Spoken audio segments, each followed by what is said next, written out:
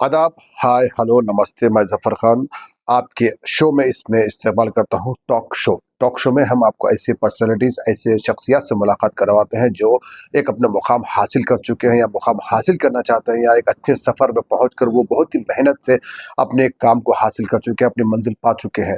ऐसे लोगों को हम बात करते हैं ताकि वो लोगों के लिए एक इंस्पिरेशन हो, उन लोगों के लिए एक मिसाल हो जो ऐसे मुकाम पर पहुँचना चाहते हैं, ऐसे ऐसे मंजिलों को हासिल करना चाहते हैं। कुछ दुश्वारियाँ आते हैं तो ऐसे लोगों से मुलाकात करके वो अपने कामों को, जो भी मुश्किलात होते हैं, वो आसान कर सकें। तो ऐसे शख्सियत हमारे इस प्रोग्राम में आते हैं, वो अपने बारे में बताते हैं, जो आप लोग सुनते हैं और उन्हें पसंद करते हैं और अपने कमेंट के ज़रिए आप अपने ख़यालात का इज़हार करते हैं। तो हम ये आपको डिक्लेयर यही करना चाहते हैं कि हम इस प्रोग्राम में कोई कंट्रोवर्सी या फिर कोई और दूसरे चीज़ों से हम आपको तकलीफ़ नहीं देना चाहते या फिर हमारे इस प्रोग्राम को भी कुछ नुकसान नहीं पहुँचाना चाहते, ताकि आप लोग एक अच्छे घर बैठे जब कभी भी कोई मोबाइल खोले या फिर टीवी खोले या फिर डिजिटल मीडिया खोले तो आपको एक अच्छा सा वो वीडियो दिखे, ताकि उससे आप कुछ हासिल कर सकें, एक अच्छा वीडियो आप देख सकें और उससे कुछ मालूमात हासिल आप कर सकें। अगर आपको ऐसा कुछ लगता है तो आप हमारे इस कमेंट के ज़रिए आप हमें ये तमाम डिटेल्स या फिर कोई आपका ख़्याल, कोई अपना सवाल हो तो आप दे सकते हैं। तो आज ही हम एक ऐसे शख्सियत को आपके सामने लेकर आ रहे हैं जो पॉलिटिकल दुनिया में जिन्होंने एक अच्छा मुकाम पाया है और बहुत सी मेहनत के बाद उनको एक अच्छा मुकाम हासिल हुआ। तो वो एक ऐसी शख्सियत है जिनका नाम ही काफ़ी है। जी हाँ, मैं आपको उनसे मुलाकात करवाने जाऊँगा और उनके साथ जो हमेशा की तरह हम इस प्रोग्राम में जो यूसीआईडी फाउंडेशन के जो प्रेसिडेंट हैं जनाब तस्कीन अहमद, वो भी साथ में आएँगे और वो इंटरव्यूअर है। आप उनसे जो है ना, हमारे जो आज के मेहमान हैं उनसे मुलाकात करेंगे, उनसे बातें करेंगे, उनके सवालात करेंगे। तो मैं आपके सामने पेश करना चाहूँगा जनाब मीर इनायत अली बाकरी, जो कि एक्स सिटिंग चेयरमैन भी है, बीआरएस फाउंडर आप मेंबर भी है और एक कंटेस्टेड एमएलए भी है आप।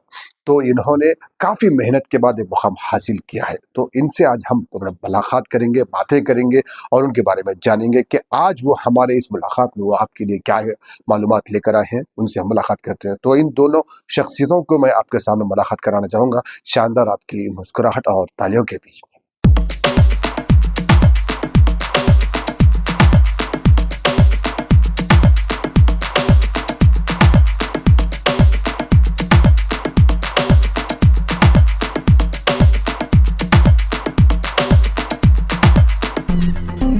सर, आप दोनों का हमारे इस टॉक शो में इस्तकबाल है और जैसा कि आज मैंने बताया लोगों की, भाई आज हम एक ख़ास मुलाकात, ख़ास पर्सनैलिटी से बात कर रहे हैं, तो आपका इस्तकबाल है सर। आप तो जैसा कि हमेशा से जो सवालात करते हैं, इंशाल्लाह हम सवालात का सिलसिला शुरू करेंगे, लेकिन उससे पहले एक सवाल सर, आपका जो सियासी जो दौर है, जो शुरुआत है, उसके बारे में कुछ बताइए सर। मैं कोई शौकिया तरीके की पैसे, मेरे खानदानी, मेरी वालदा, मेरे वालिद सारे सियासतदान थे, मगर मैं हमेशा एक सोशल वर्कर की हैसियत से काम शुरू किया था। मैं यूनियंस अनऑर्गेनाइज्ड सेक्टर्स के चलाता था, मगर 2000 में जिस मर्तबा तेलंगाना की एक आवाज़ उठी, 2001 में अली जनाब के चंद्रशेखर राव साहब आवाज़ उठाए कि तेलंगाना अलहदा तेलंगाना की आवाज़ उठी, तो 2001 में ही बीआरएस टीआरएस जब बनने जा रही थी, उससे पहले ही मैं केसीआर साहब से वाबस्ता हो चुका था और हमने बड़ी जद्दोजहद से पहले ही मीटिंग से उनके साथ जुड़ के, वो सियासी दौर नहीं था बल्कि आवाम के हुकूक की लड़ाई थी, जो एक सियासी जमात में तब पहले तेलंगाना जो टीआरएस बनी थी, तेलंगाना राष्ट्र समिति जो बनी थी, एक ऑर्गेनाइजेशन था, it's not the political party जी, एक नॉन पॉलिटिकल पार्टी के साथ जुड़ा था मैं जी, जो बाद में पॉलिटिकल पार्टी में तब्दील हो गई वो, क्योंकि हमको लड़ना था असेंबली और पार्लियामेंट के जरिए ही हम तेलंगाना ले सकते हैं, उस वजह से सियासत में जाना पड़ा और उसी में कंटिन्यूशन में रहेगा। जी जी, कहाँ आपको कठिन लगा जब शुरुआत हुई आपकी, तो आपको कहाँ मतलब कठिन लगा और इंटरेस्ट ज्यादा बढ़ गया आपका? आप ताजुब तो 2001 से आवाम पूरी जानती है कि तेलंगाना की लड़ाई एक तेजी से चल रही थी। पहले स्टेट बॉडी का मैं सेक्रेटरी, पहली जो बॉडी थी उसका स्टेट सेक्रेटरी था मैं, और जैसे आप समझते हैं कि लोगों को जोड़ना पड़ा, काफ़ी चार करने पहला झंडा लेकर ठहरने वालों में मैं शामिल था जी। और जैसे आप देख रहे हैं कि उस मरतबा में जो हमारे साबिका होम मिनिस्टर महमूद अली साहब थे, वो सिटी के नायब सदर थे जी। मैं स्टेट को सेक्रेटरी था जब। अच्छा जी। तो उस माहौल से जब शुरुआत हुई हमारी जी। तो एक लड़ाई चली, हर दिन पुलिस, हर दिन अरेस्ट, हर दिन एक नया जुल्म, और लगातार पहली मरतबा, मगर हम हुकूक की लड़ाई के लिए काफी लड़ना पड़ा। जी आप देखिए 1100 से ज्यादा लोग वहां पर अपनी जानें कुर्बान करने के बाद तेलंगाना हासिल हुआ। जी जी और सर, मैं 2009 में जी चार पे चढ़ गया था हाँ केसीआर साहब को अरेस्ट करने पे कूदने के लिए। अरे अगर होता तो 2009 में आपके पीछे नहीं रहता। 2009 में अगर वहां पर नीचे all of sudden police fire engine पूरे आ गए थे, जी उस लिहाज से उसको मुझे अरेस्ट करके नीचे लाया गया। जी तो मैं चाहता हूँ कि ये 2000 जो कली के दिन में जी जो हम केसीआर की दीक्षा की हैसियत से मना रहे थे, जी तो वो एक यादगार दिन है जी जहाँ पर कई नौजवान अपने आंख पे पेट्रोल डाल के जी जला जी जी जी तो इसके लिए मैं समझता हूँ जी कि ये एक बड़ी कठिन तरीके से हम तेलंगाना हासिल करें। सर, आप जब मुकाम हासिल करने वाले थे तब भी आप आवाम के लिए और अपने मुल्क के लिए, अपनी रियासत के लिए लड़ रहे थे, तो आप एक मुकाम पर आ भी गए और कई लोगों को आपने सपोर्ट भी किया, मगर आज फिर वही लड़ाई फिर लड़ रहे हैं, तो इसमें एक आपका क्या ख्याल है? हुकूक की लड़ाई तो इंसान को, मैं समझता हूँ, हिंदुस्तान के अंदर मरे दम तक लड़ना है। और इसकी वजह यह है कि अवाम खामोश है, इसलिए मुझे लड़ना पड़ रहा हम लोग को। जी और हमारे सियासी लीडरों की वजह से, क्योंकि अवाम में इतनी झूठ फैलाते हैं, जी जी इतना झूठ बोलते हैं जी जी कि अवाम उस पर भरोसा कर लेती है। बाद में उन्हें सुनहरे सपने दिखा के सर, वैसे तो आप भी एक सियासी लीडर ही हैं। हाँ, मैं इसीलिए बता रहा हूँ, मैं इत्तेफाकन सियासी लीडर हूँ। मैं क्योंकि मैं समाजी कारकुन, जी जी तो अब मैं सामाजिक कारकुन, मैं ऑर्गेनाइजेशन चलाता हूँ, जी मैं यूनियन चलाता हूँ, जी मगर मैं हुकूक की लड़ाई लड़ने वाला आदमी हूँ। जी और तेलंगाना भी हुकूक की लड़ाई थी, जी अवाम की 4 करोड़ अवाम की राइट्स की बात थी, इसलिए लड़ा। जी वो उसके अंदर ही सियासी जमात बन गई, उसमें एमएलए लड़ना पड़ा, जी उसी के अंदर 4 मरतबा एमएलए लड़ना पड़ा, चेयरमैन रहा, हाँ मिनिमम वेजेस बोर्ड का डायरेक्टर, तो उस हिसाब से मुझे जी ये लड़ाई में आना पड़ा। सर, आपको एक सवाल है आखिरी, इसके बाद फिर हम तस्किन साहब से बात करेंगे। ऐसा आपको कब लगा कि आपने अपनी जो जुस्तजू है, आपकी जो सियासी मुकाम है, आप हासिल कर चुके, तो ऐसा कौन सा काम था आपका जो मुकम्मल हो चुका है, जिससे आपको लगता है कि हाँ भाई, मैंने कुछ एक किया है? मैं तेलंगाना एक हासिल करा कि मैं चाहता था कि उसमें हमारे खास तौर पे जो बिल्कुल निचला तबका है उनको कुछ मिलेगा। जी आज मैं कभी भी डबल बेडरूम की तरफ देखता हूँ, जी बेघर जो घरों में है, जी जी वो देखकर बड़ी खुशी होती है। जी जी जो आज जो हजारों बच्चियों की शादियां होना रुक गई थी, जी 70,000 से ज्यादा बच्चियों की शादी होना बाकी था, जी कोई मदद करने वाला नहीं था। जब तेलंगाना रियासत बन के केसीआर साहब हर बच्ची को 1.25 लाख रुपए देने की, 1 लाख रुपए से देना चालू करे, हाँ 1 लाख रुपए में शादी होने लगी, वो एक बड़ी चीज है। एम्ब्रिज की तरफ जब देखता हूँ मैं स्कूल, जी तो 27,000 बच्चे जो स्कूल नहीं जा सकते थे, आज वो कपड़ा रहना, आज वो ग्रेजुएशन में है। जी तो ये जो कामयाबी है, जी मैं समझता हूँ यही जिंदगी का मकसद था। जी क्योंकि इंसान क्या है, जिस मकसद के लिए पैदा हुआ वो करना है, जी उसके हिसाब से मैं समझता हूँ जी ये 5-6 चीजें ऐसी हुई अवाम में, जी जिससे मेरा मकसद तेलंगाना हासिल करना, वो लड़ाई जद्दोजहद और वो कम्प्लीट हुआ है। आज आप देख रहे हैं शहर पूरे तेलंगाना में पेशेमा मौजन को 5-5 हजार रुपए सरकार से मिलते हैं, जी और हर मस्जिद की मिल रहा है। तो वो सारी चीजें जो है केसीआर साहब की ऐलानात और तेलंगाना की जद्दोजहद के बाद ही हुआ। जी सर, एक और सवाल, अगर आप लीडर नहीं होते तो फिर आप और क्या, मतलब क्या सोशल वर्कर ही रहते? मैं लीडर, अगर तेलंगाना की लड़ाई नहीं होती तो मैं समझता हूँ मैं एक ट्रेड यूनियन लीडर ही रहता, हुकूक की लड़ाई लड़ता, जी और आवाम के बीच में रोजाना जी मैं समझता हूँ पुलिस ज्यादती हाँ, और हुकूमत की ज्यादतियां सहना पड़ता मुझे। जी जी अब पॉलिटिकल लाइन में हूँ, इसीलिए थोड़ा वो यानी अब टीआरएस आने से आपको मुकाम आगे बढ़ने का हौसला बढ़ गया? सेटविन जैसी एक जी काम मिला, उसमें काफी ट्रेनिंग बढ़ाया मैं, काफी चीजें लोगों को हासिल हुए। जी तो जो कुछ भी मिला वो ऊपर वाले का, उन्हें काम लेना, परवरदिगार जब काम लेना चाहता है किसी जी से तो मौके। 2001 में लोग कहते थे तेलंगाना कुछ होता नहीं, जाता नहीं। जी 2014 तक लोग मुझे गालियां देते थे, क्या जिंदगी खराब कर ले रहे। जी जब 2014 में तेलंगाना हुआ तो लोग यकीन करेंगे तेलंगाना बन गया, जी और हम कहते थे कि तेलंगाना होगा होगा, और जी तेलंगाना बना। जी और तेलंगाना रियासत हासिल करने के बाद आप देख रहे हैं, जो रियासत आंध्रा और तेलंगाना मिला के जिसका बजट लेके 1 लाख करोड़ था, आज सिर्फ तेलंगाना रियासत का बजट 2 लाख करोड़ है। तो ये बड़ी तरक्की है हमारी। बहुत बहुत शुक्रिया सर, आपने काफी मालूमात हमको बताई। आइए चलते हैं अब तस्कीन साहब के पास, जहां पर वो कई सवालात का भंडार लेकर आपके पास बैठे हैं। तो तस्कीन भाई, अब आपका वक्त है, आप बताइए, आपसे आप सर से आप क्या जानना चाहते हैं? पहले तो सर वेलकम, हमारे पास आप आए हैं, बहुत शुक्रिया। ही खुशी की बात है ये हमारे लिए कि एक मौका मिल रहा है अवाम को भी। और जफर सर, आपका पहले तो मैं शुक्रिया अदा करता हूँ, बिकॉज जज़ाकल्लाह। आप हर किसी को सामने लाते हैं और अवाम के सामने पेश करते हैं, जज़ाकल्लाह। ये भी बहुत बड़ी कलाकारी है। तो अब यहाँ पे सर मैं आपसे मुख्तसर हम सच्चाई पे बात करते हैं आज, क्योंकि अवाम के सवालात के साथ मैं जुड़ा हुआ हूँ।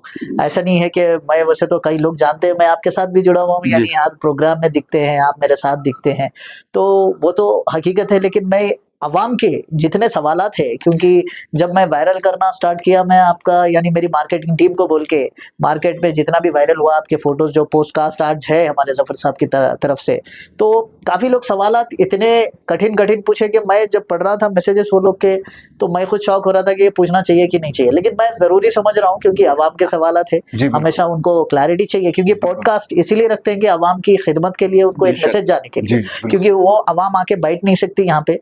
हम तो पूरा हक देते हैं उनको, लेकिन यहाँ पे जब आप जैसे लोग उनको पॉडकास्ट के जरिए अगर पूरी दुनिया में बता रहे हैं कि सच्चाई क्या है, तो उसको फायदा पहुंचेगा। तो मैं सर आपसे आगे बढ़ता हूँ, वक्त जाया नहीं करूंगा आपका। तो सर मैं जहां तक जानता हूँ आपको, तो आप कई चीजों से जुड़े हैं सर, जो आपका करियर में, जहां तक मेरी जानकारी है, आप सोशल एक्टिविस्ट है और आप एक फाउंडर टीआरएस के भी रह चुके हैं। टीआरएस जो पार्टी स्टार्ट हुई थी, या पहले बीआरएस थी, अब टीआरएस हो गई है, उसके भी फाउंडर रह चुके हैं। टीआरएस हो गई, पहले टीआरएस थी। या जी हाँ। और यहाँ पे एक्स चेयरमैन का रोल किए थे आप सेटविन में भी, यानी सेटविन में भी चेयरमैन का रोल कर चुके, जो आज एक्स नाम से जाने जाते हैं।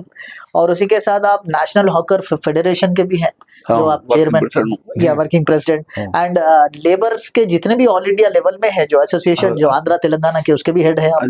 और उसी के साथ जो अभी आजकल मार्केट में ट्रेंड है, जो आपको नाम से जाना जा रहा, क्योंकि पहले पॉलिटिशियंस के नाम से देखा जाता था, जो आज लोगों के आप आंखों में, दिमागों में और वाकई में एक वेलविशर जैसा बने हैं, जो ILFW, यानी इसका फुल फॉर्म बताया जा रहा है कि informal labour and worker federation. तो सर ये इसके भी ऑल इंडिया चेयरमैन है आप।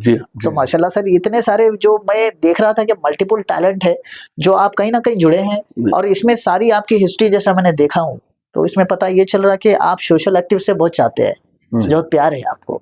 तो सर इसमें एक मेरा सवाल ये है कि जब आप यहाँ पे बीआरएस में रहते हुए, आपको ये लेबरों की सपोर्ट में है आप? मैं आपको 90 में मैं भाग्यनगर हाकर्स यूनियन, एक चांदमीनार पे बंडिया वालों की यूनियन है, जो 80 की रजिस्टर्ड है। ओके, 80 की रजिस्टर्ड है। वो 80 की रजिस्टर्ड जो यूनियन है, उसी का मैं वाइस प्रेसिडेंट, मैं बंडिया वालों के खादिम की हैसियत से शुरू करा। हम वालों की यूनियन थी मेरे पास, जो लोडिंग अनलोडिंग का लेबर रहते पूरे, उनके लिए। उसके बाद डोमेस्टिक वर्कर्स, जो घरेलू काम करने वाली खवातीन हैं, उनके लिए। उसी के साथ जो वुमेन्स ऑर्गेनाइजेशन है, उनके साथ उनके ट्रेनिंग प्रोग्राम्स में इसमें जुटना चालू करा। 2000 में जब बीआरएस का तेलंगाना का जो मौकूफ पे चर्चा होती थी, वो चर्चा में मैं था। वो चर्चा के बाद 2001 में तेलंगाना राष्ट्र समिति का आगाज हुआ, जो एक ऑर्गेनाइजेशन के हैसियत से शुरू करे थे अली जनाब के चंद्रशेखर राव साहब। जो एक ऑर्गेनाइजेशन थी, वो हुकूक की लड़ाई बोले तो हम उसके साथ जुड़े, और हुकूक की लड़ाई लड़ते लड़ते वो एक पॉलिटिकल पार्टी में जाना पड़ा। तो पॉलिटिकल पार्टी में जैसे ही बने, तो सियासी कैरियर चालू हो गया। मैं बार बार कहता हूं कि हर सियासी लीडर को पहले वो महल्ले से लेके अवाम तक सोशल वर्क करना चाहिए उसके बाद ट्रेड यूनियन करना चाहिए, जब जाकर वो पॉलिटिकल लीडर बनना चाहिए, ताकि अवाम के एहसास, उसकी तकलीफें उनको मालूम हो। गुर्बत क्या है नहीं मालूम होगी, क्योंकि जो पैदाइशी सोने का चमचा देखिए, चांदी की कटोरी सोने के चमचे के साथ शुरुआत हुई, तो उसको गुर्बत क्या है, गरीबी क्या है, उसके परेशानियां क्या है, उनके प्रॉब्लम्स क्या है नहीं मालूम है। तो पहले चाहिए उसको कि उन्हें सोशल वर्क करे, उसका ट्रेड यूनियन करे, उसके बाद पॉलिटिक्स में आए।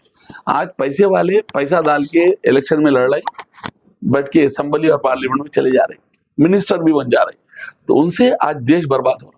यही मेरा मकसद है। तो सर मेरे को तो एक ख्वाहिश थी किसी सीनियर लीडर के साथ बैठूं और मैं पब्लिक की जो क्वेश्चंस है यानी पब्लिक के जो सवाल थे मैं आपके सामने पेश करते हुए उनको मैं राहत दिलाऊं, क्योंकि काफी ऐसे बेचारे मजदूर है मार्केट में जो अगर एज पर हमारे इन्वेस्टिगेशन के हिसाब से देखे तो 100 करोड़ के ऊपर लेबर है मार्केट में पूरे हिंदुस्तान के अंदर, और जो बेचारे सुबह निकलते हैं चाहे वो वालदा हो उनके या वाली साहब हो तो शाम में घर आए तो उनका खाना चलता है।